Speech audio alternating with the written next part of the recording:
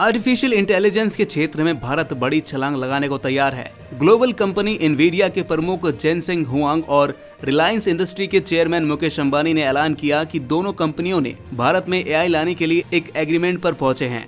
ये घोषणा मुंबई के जियो वर्ल्ड कन्वेंशन सेंटर में की गई है। एनवीडिया समिट इंडिया प्रोग्राम में ये ऐलान हुआ। इस दौरान मुकेश अंबानी ने कहा कि जियो अब दुनिया की सबसे बड़ी डेटा कंपनी बन चुकी है। एनवीडिया के फाउंडर और सीईओ जेनसन हुआंग ने ऐलान किया कि रिलायंस और एनवीडिया मिलकर भारत में आर्टिफिशियल इंटेलिजेंस इंफ्रास्ट्रक्चर तैयार कर रहे हैं।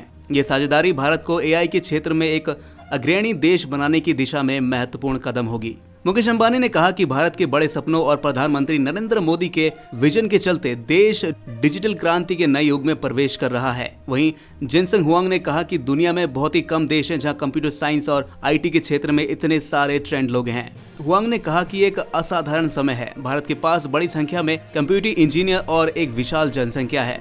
मुकेश अंबानी ने कहा कि हमें ये भी ध्यान रखना है कि न केवल आर्टिफिशियल इंटेलिजेंस का फायदा हर भारतीय तक पहुंचे, बल्कि ये भी कि ये किफायती दामों में अवेलेबल हो।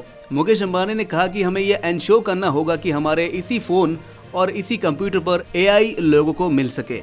इस नई तकनीक को लोगों तक आसानी से पहुंचाना हमारी जिम्मेदारी है और हमें मिलकर इस काम को पूरा करना है। मुकेश अंबानी ने कहा कि AI is a knowledgeable revolution which opens the way to global prosperity. उन्होंने कहा कि भारत में युवाओं की आबादी और प्रधानमंत्री नरेंद्र मोदी के नेतृत्व ने भारत को डिजिटल समाज में परिवर्तित करने में महत्वपूर्ण भूमिका निभाई है। अंबानी ने कहा कि भारत दुनिया के सबसे युवा देशों में से एक है।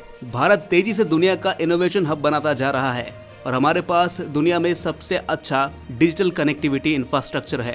उन्होंने कहा कि रिलायंस जियो वर्ल्ड वाइड पर सबसे बड़ा डेटा कंपनी है। उन्होंने बताया कि यह 15 सेंट प्रति जीबी की कीमत पर डेटा प्रदान करती है, जबकि अमेरिका में ये $5 प्रति जीबी है, यानी कि 400 रुपए पर जीबी। उन्होंने कहा कि जैसा जियो ने डेटा में किया, वैसे ही क्रांति अब आर्टिफिशियल इंटेलिजेंस के क्षेत्र में लाने की जरूरत है। दोस्तों, ऐसी न्यूज़ से अपडेट रहने के लिए हमारे इस चैनल को सब्सक्राइब जरूर कर लीजिएगा।